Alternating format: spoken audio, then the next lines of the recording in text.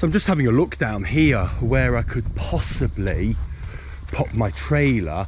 Now I know his trailers for his boat and his dinghy went there, and I think I could probably get my trailer in here and I'll shove it up there and get it out of the way. This is where the trailer storage is supposed to be, so you know, I could even sneak it in there if I can get it on two wheels. I don't want to damage anyone else's stuff though, but I think I'm gonna move my trailer and put it there.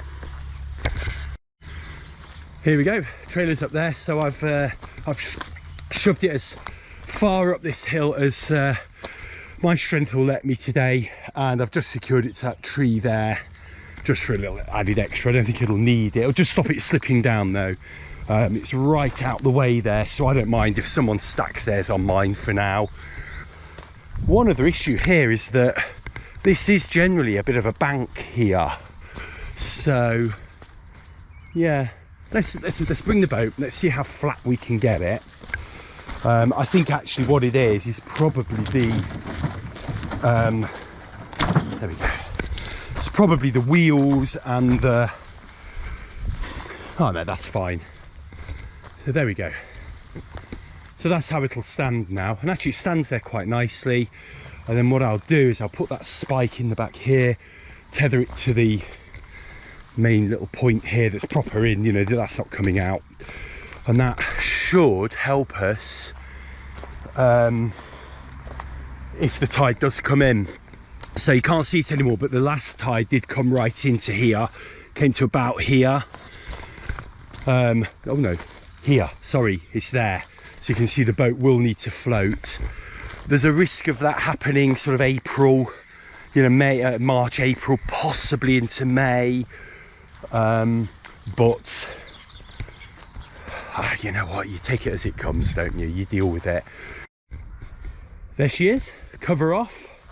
Actually, with the cover, since I did that little repair at the front there, it's sort of tightened it up a bit, so it's quite tight. I need to adjust the ropes on that, and the other reason I need to do that as well is that if I'm going to start putting some cleats, deck cleats here and forward, I'm going to have to start wondering how the cover's going to fit on and all that. So yeah, have to think about that. So anyway, she's really dry. Just worried about, what's all this? Oh, this is just scratched.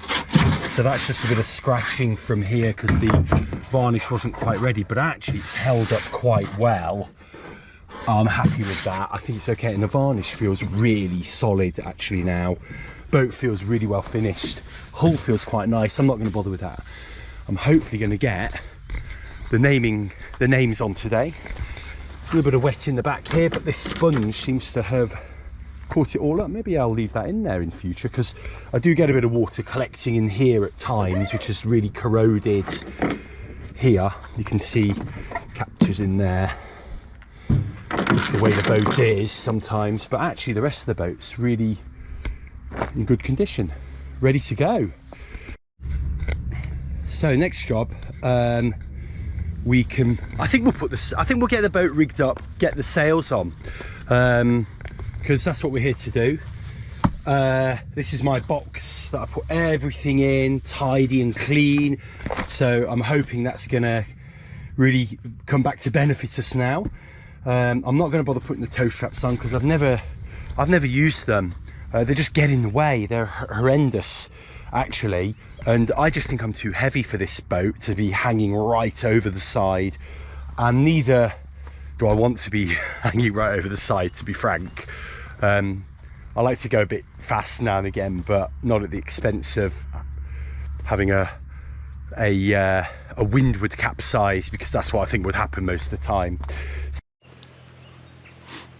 Oh, it's really trying to rain. It's just stopped, so I just popped my little new GoPro sticker pad on there because I broke the one that was on there, and I took the one off the back off because I never used it. I've actually got one at the top of the mast, which I remember testing. I did a few test videos last year. It was rubbish. I've got some news on the camera front, which is for another video. I thought I would do the downhaul for the jib.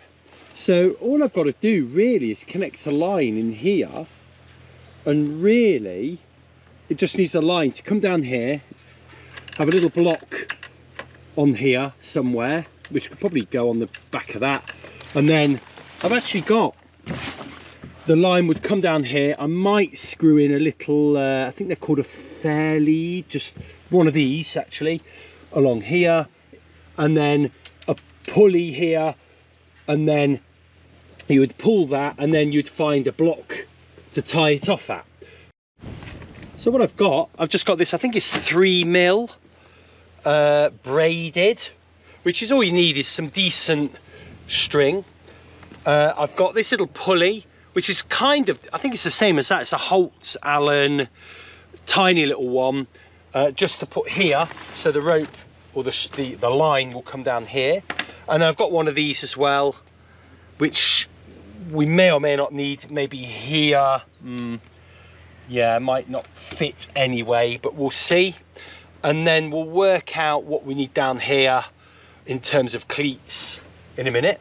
So the first thing I'm going to do is, yeah, I think there's only one place to tie this anyway, is tie this to the top of the mast with a hitch,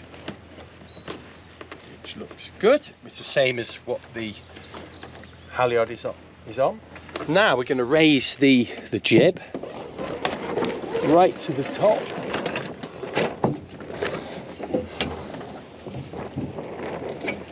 And then we're going to cleat that off. Whoa, there's a bit of a gust. Made the camera go to watch that. And then we can measure how this needs to go. Now at the moment, I guess you need to keep that tight, otherwise it's going to waggle all over the place, if you can see that. So I'm now going to put this little pulley in here, and I just brought the camera a little bit closer. So for here, I'm going to put a pin in a little bit lower than the halyard, where the halyard, not the halyard, the shroud connects. Now because I'm putting a shackle in here, I think, let's have a little look. I think I can put that next. So let's just check I can fit this shackle through. Ooh, tight fit, close fit.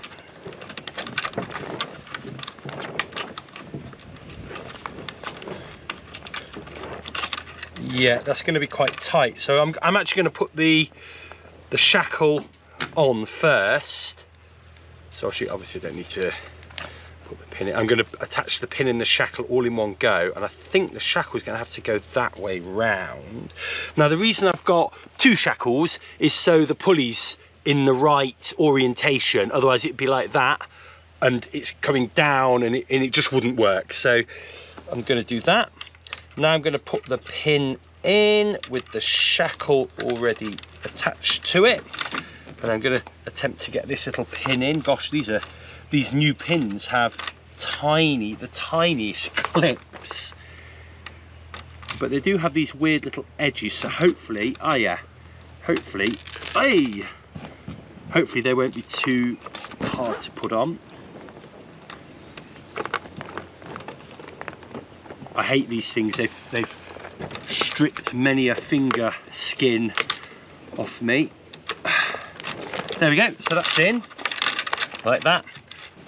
Now this lead that comes down all the way down here will need to thread all the way through. So I'm just going to undo the whole of this, because I'm not entirely sure how long it needs to be, so I don't want to cut it. And also I don't want to waste any. So I think this is 80p per metre, this, from Trident UK. I'm going to put it that side like that.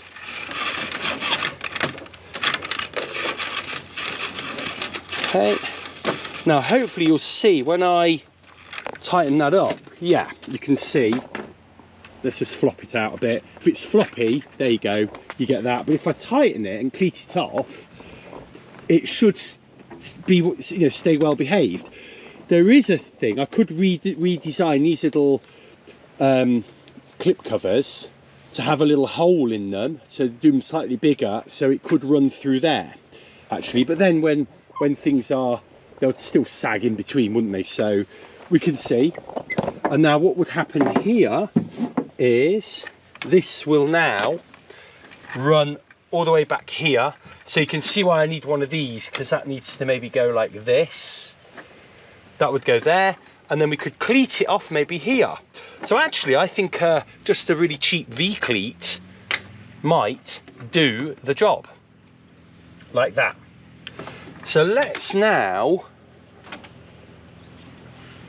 so I think that's, well hang on, so in terms of measuring the line I need, I think that's more than enough there. So I'll cut that there, and then we'll test pulling it down.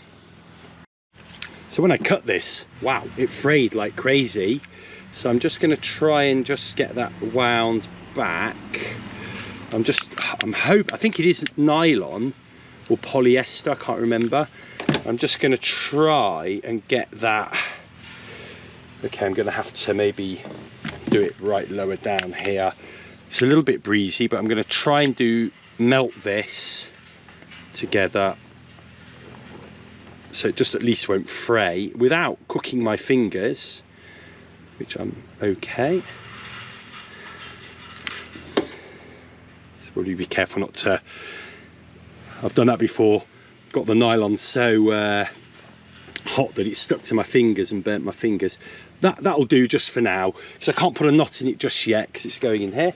So now we're going to just test how this works, just for a little test. So I'm going to undo the jib halyard, which you can see, look, the jib hardly comes down, and now you can see as we pull the line, there we go, we've got a jib that we can then cleat off in this. I think it only needs a little V-cleat, so that's the idea. So the next thing is to install this little V-cleat, because at least then we'll have a working thing there. So let me go and get some screws for that. So we've got the guys down here currently chipping all the wood that's been brought down here from the storms and clearing and whatnot. So it's a bit noisy. So what I'm going to do is, yeah, I'm going to put a little clip down there. I'm going to put this V-cleat here, and then that'll be it. It'll just tidy up on this halyard, and that'll be this finished. The only catch is I don't have a screwdriver with me today. Typical. So I can't finish that today. So I've just left it like that.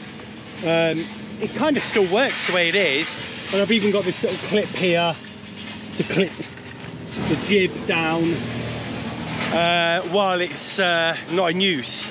So yeah, we've pretty much done all our jobs for the day. Dinner time. So this is actually the first time I'm going to have used my grill in the camper van, so I thought I'd treat myself, make myself some cheese on toast. I'm going to have a little bit of ham as well. So we're going to put the cheese on. Actually, we'll put that one on there. Doesn't have to be too good. And I'm going to light this and see if we can make some cheese on toast. But I wanted to record this because it's a momentous occasion for me. My first little meal in the camper van by the lake. They're melting. Need a little bit more time.